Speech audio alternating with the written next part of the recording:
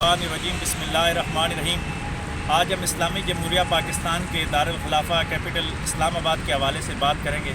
یہ اسلام آباد کا نام اتنا خوبصورت ہے، اتنا سوچا سمجھا یہ نام رکھا گیا ہے کہ کوئی بھی اسلام کا دشمن بھی اگر نام لیتا ہے اسلام آباد کا تو وہ دعا دیتا ہے کہ اسلام آباد ہو جائے۔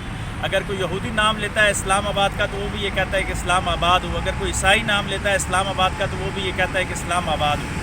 غرض ہے کہ اسلام کا کوئی دشمن بھی اگر نام لیتا ہے تو وہ یہی کہتا ہے کہ اسلام آباد ہو۔ یہ اتنا پیارا نام ہے کہ اس کے نام لیتے ہی اسلام کا نام ہر بندے کی زبان پہ آ جاتا ہے۔ اس کو مدینہ ثانی کہا جاتا ہے کہ مدینہ کے ریاست کے بعد یہ مسلمانوں کی دوسری ریاست ہے جو نظریے کے طور پہ بنائی گئی ہے، یعنی یہ ہندوستان کو کاٹ کے اسلامی جمہوریہ پاکستان بنایا گیا۔ مصر کے لوگ قدیم طور پہ پہلے بھی مصری تھے، عرب کے لوگ عربی تھے، لیبیا کے لوگ، باقی بر اعظموں کے لوگ اپنی اپنی شناخت کے حوالے سے پہچانے جاتے ہیں، لیکن ہندوستان کے مسلمانوں نے یہ عظیم کارنامہ سر انجام دیا کہ ہندوستان کو کاٹ کے اس کے دل کے اندر مسلمانوں کی اکثریت کے علاقے الگ کیا اور ایک ملک بنا دیا جس کو پاکستان کا نام دیا، اور پھر پاکستان کے اندر اس کا دارالخلافہ ایسا بنایا کہ جس کو اسلام کا مرکز سمجھا جانے لگا کہ اسلام آباد اس کو کہتے ہیں کہ اسلام آباد ہو جائے۔ ریاست مدینہ کا مدعا اور مرکز انشاءاللہ یہ اسلام آباد بنے گا۔ ہمارے وزیر اعظم جناب عمران خان صاحب بار بار ریاست مدینہ کی بات کرتے ہیں۔ ریاست مدینہ تب آئے گی کہ ہم انفرادی طور پہ اور اجتماعی طور پہ اپنی اپنی زندگیوں کے اندر اسلام کو نافذ کریں گے۔ ہم میں سے ہر شخص یہ تہیہ کر لے کہ ہم زندگی اسلام کے اصولوں کے مطابق گزاریں گے، بالخصوص عدل و انصاف کا جو نظام ہے وہ اسلام کا نظام لاگو کریں گے، اپنے معاشی معاشرتی نظام میں اسلام کو لاگو کریں گے۔ جب ہم اپنے معاشرے میں ہر لحاظ سے اسلام کو لے کے آ جائیں گے تو پھر خود بخود یہ ریاست مدینہ بن جائے گی۔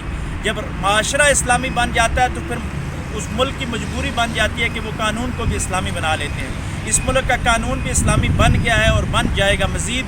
تقریباً 80% ہمارا جو آئین و قانون ہے وہ اسلام کے مطابق ہے۔ اگر اس کو عملی طور پہ نافذ بھی کر دیا جائے، ہماری ریاست میں ہماری عدالتوں میں اسلام کا نظام آ جائے، تو میں سمجھتا ہوں کہ یہ صحیح معنوں میں اسلام آباد واقعی بن جائے گا۔